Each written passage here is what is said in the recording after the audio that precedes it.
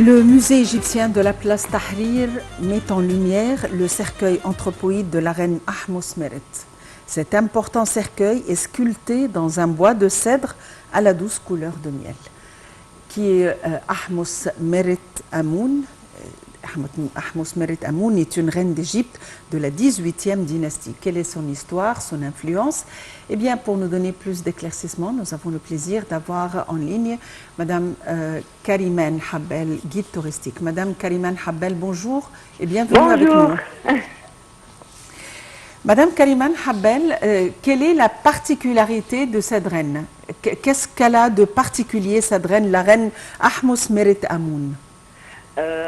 Au début, bonjour, bienvenue en Égypte. On accueille les touristes de tous les pays du monde entier, à la maman du monde, l'Égypte, avec son grande histoire, la grande civilisation. Quand on dit civilisation encore, on dit c'est pas uniquement la construction, les pyramides, les pierres, les temples, les cultes et tout ça. Encore, c'est comment se traiter ensemble, comment se respecter.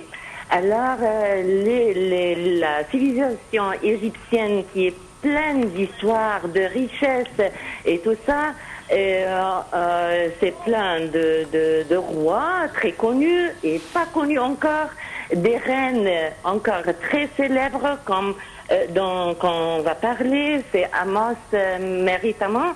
Et encore à Hatshepsut, l'importance et tout ce qui est plus impressionnant, qu'elles sont devenues des reines.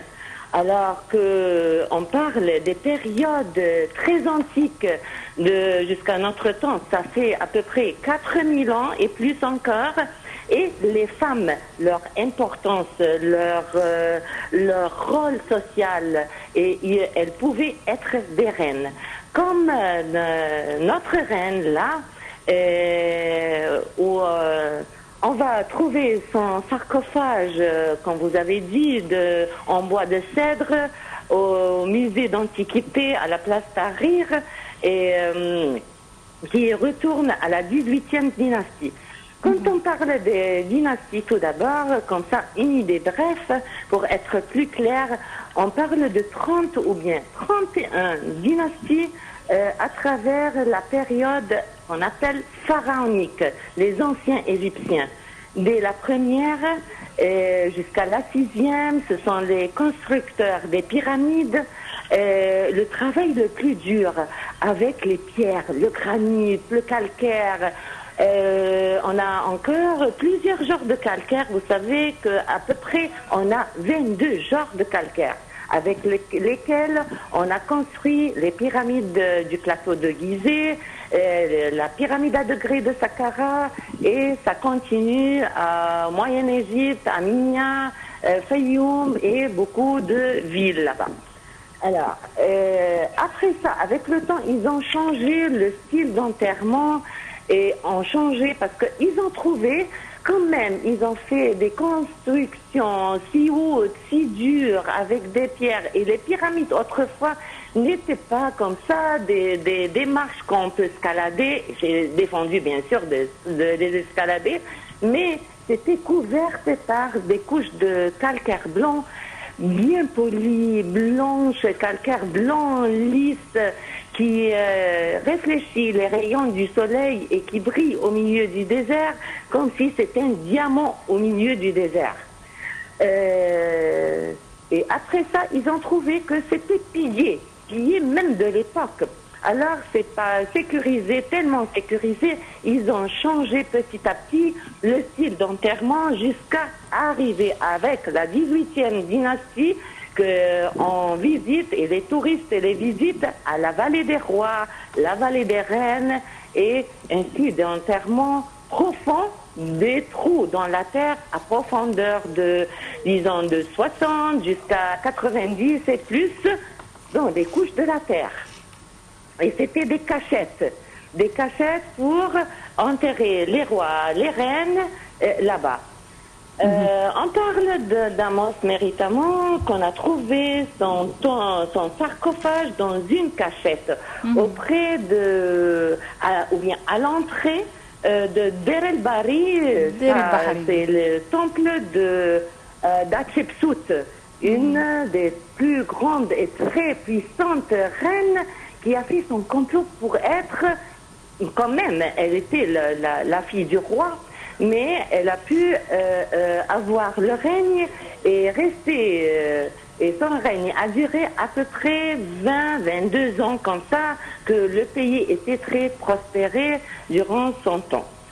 Alors, Amos Méritamo, son père c'est Amos le Premier, qui était un grand guerrier à travers toute l'histoire, qui a commencé la guerre pour chasser des troupes comme ça et des gens qui ont envahi l'Égypte et qui commençaient à arriver à Delta, auprès d'une place à l'est du Nil, comme ça il y en a... Madame Kariman Habel, c'est vrai que cette reine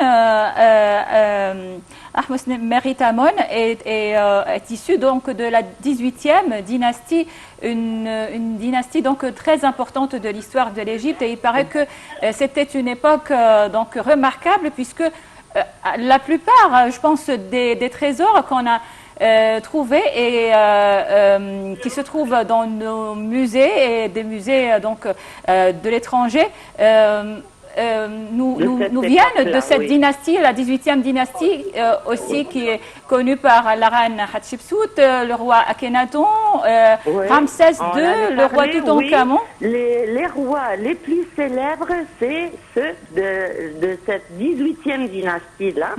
Akhenaton, son fils Toutankhamon, bien sûr, son père, Thutmose le troisième, et beaucoup de reines comme la reine Ti, Nefertiti, l'épouse d'Akhenaton et tout ça, parce qu'ils ont trouvé, ou bien il y en a des pensées, des recherches qui disent que Nefertiti même, elle est devenue la reine après la disparition et la mort de son époux Akhenaton.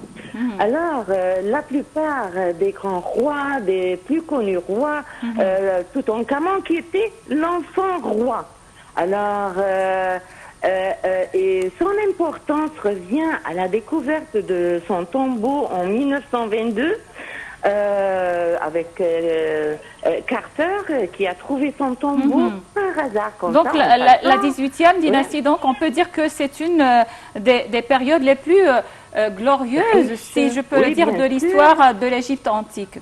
Oui, bien sûr, la plus remarquable, comme on a dit, les rois les plus célèbres, les traces qui existent encore jusqu'à maintenant, c'est de leur époque. Et même, c'est pas Luxor, Assouan, ici au Caire, encore à Mignat, à la Marna, le palais d'Akhenaton, au plein désert, son plafond, ciel ouvert. Et voilà, il a changé.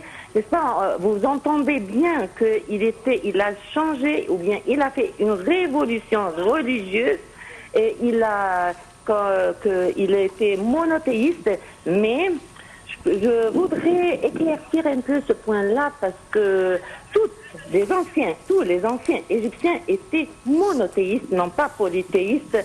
Quand on dit des dieux et déesses, c'est des grands symboles sacrés. Non pas Dieu est seul et unique. Et Madame Kariman Habel, en fait, apparemment, le cercueil qui se trouve dans le musée de la place Tahrir est très particulier, le cercueil de la reine Ahmos Meritamon, car c'est un cercueil anthropoïde et il est sculpté dans un bois de cèdre à la douceur couleur de miel. On aimerait en savoir plus sur les caractéristiques de ce cercueil. Quelle est sa particularité?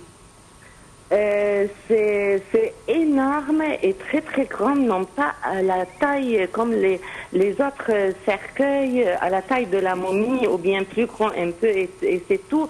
Non, c'est très vaste et c'était plein à côté de toutes ces affaires qu'elle utilisait.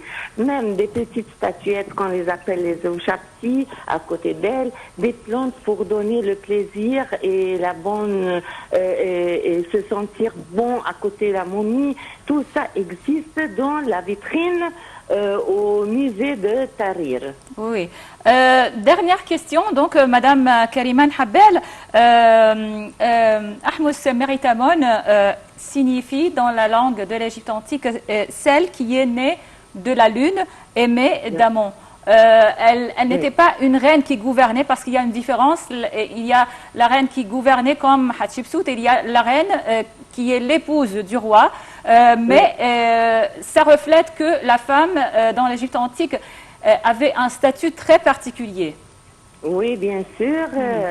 Un rôle social, même il y avait des reines qui prenaient, après la mort du roi, qui prenaient l'autorité et préparaient l'armée avec la nourriture, l'argent et se préparer les armes même et tout ça pour affronter n'importe quel envahissement ou bien n'importe quelle attaque. Oui. Madame Kariman Habel, vous êtes guide touristique. Je vous remercie infiniment pour votre intervention. Eh bien, les secrets de l'Égypte ancienne ne cessent de nous épater avec des rois et des reines qui étaient tellement influentes, des reines qui avaient leur marque, qui ont imprégné cette grande civilisation. La femme était curée, était prêtre, la femme était peintre, la femme à l'époque était poète, était écrivain, était médecin. Une civilisation grandiose qui nous a laissé ses empreintes jusqu'à nos jours. Oui, toujours très fière quand on parle de l'histoire de l'Égypte antique. Alors c'est la fin de cette édition de Bonjour l'Égypte. Merci pour votre attention et passez une excellente journée.